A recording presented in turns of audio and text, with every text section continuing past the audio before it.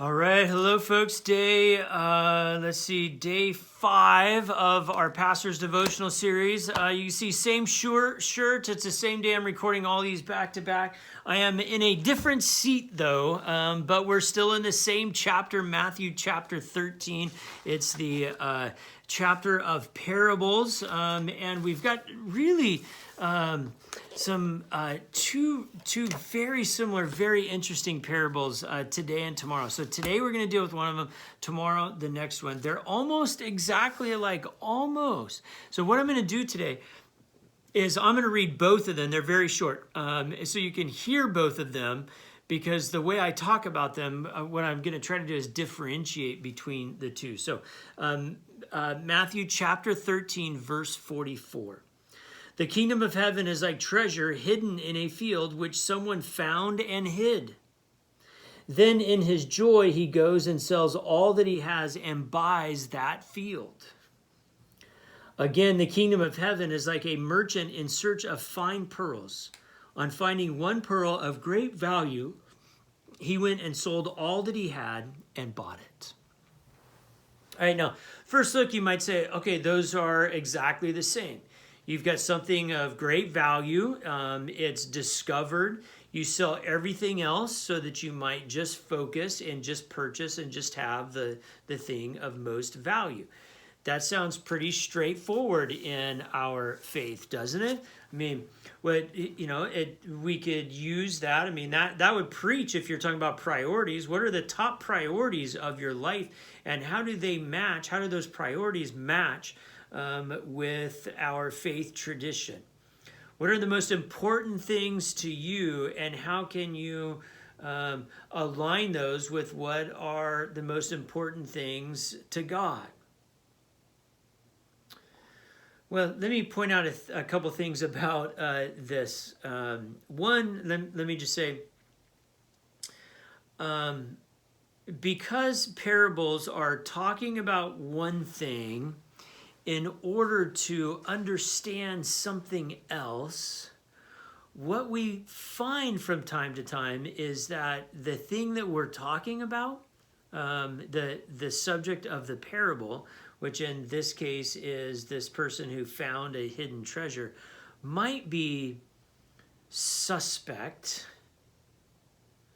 but that doesn't necessarily change what the meaning of the parable is, what we're supposed to understand out of it. So, does this cause anyone to pause? Here's a man, a person. He finds a treasure in a field, right? He finds a treasure. The treasure's not his. He finds a treasure in a field and he hides it. He doesn't go to the owner of the field and say, hey, buddy, I found this treasure out there. He doesn't put on, Facebook or whatever they used at that time. Found a treasure. Anybody looking for it, call me, describe it, and I'll give it back to you. He doesn't make an attempt to get the treasure back to its rightful owner. He finds a treasure and he buries it. He finds something that doesn't belong to him and he buries it. Then he sells everything he has and he buys the land where it's buried, as if then to be able to say, it's mine because I own the land.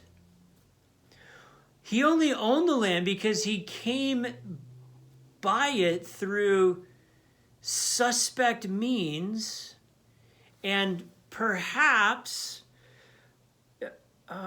immoral means. In those days, in both the Jewish law and the Greco-Roman law, there were stipulations about what to do with the treasure that you found. Right? I mean, they didn't have banks in those days. And people are traveling all over as merchants. And so for whatever reason, you get word that the bandits are coming, and so you bury your treasure here thinking we're going to, get away from the bandits and then we'll come back around and we'll pick up the treasure. Well, the bandits get the best of you, and the bandits don't know where you hid your treasure, and you're gone, you're dead, so you don't know, and it doesn't belong to you, but it would belong to, the people who you're with, your fellow business owners, your family.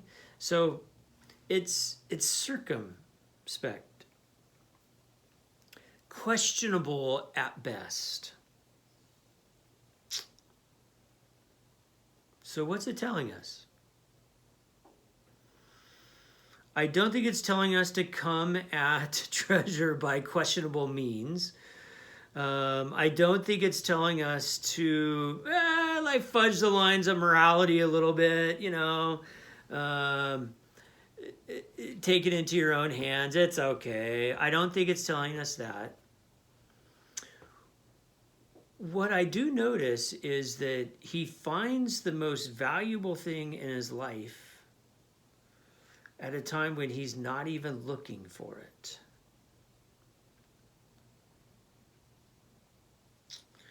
He's not seeking the most valuable thing, but yet he finds it, right? It doesn't say that he was out on a treasure hunt looking for it and he had the map of where the bandits had stashed it. No. He happens upon the treasure. And I think about what this means, and for me, one of the things it means is that God is at work in my life all the time.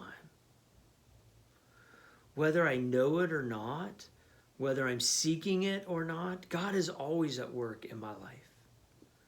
Which means at times, this parable can be very true in my life, that the most important thing that I needed, or the inspiration or the vision that I needed from God, or the guidance or the grace that I needed, I wasn't even searching for it, and God gave it.